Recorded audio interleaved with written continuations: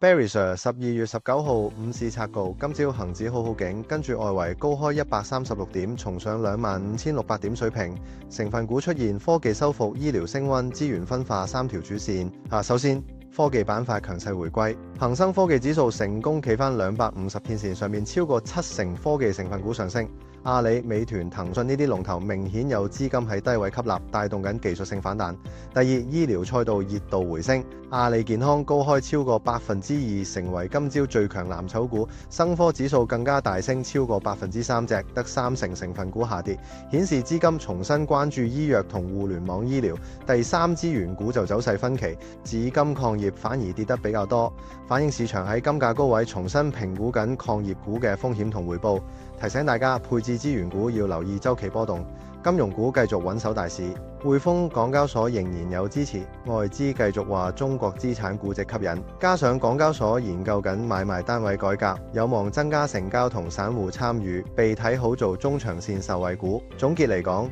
科技同醫療帶動反彈，金融股負責托住個市，資源股就喺高位消化配合，夜期只係輕微低水，指數暫時維持偏強格局，等緊下一步數據同政策信號。想掌握呢種輪動節奏點部署，記住追蹤 Barry Sir，每日同你拆解。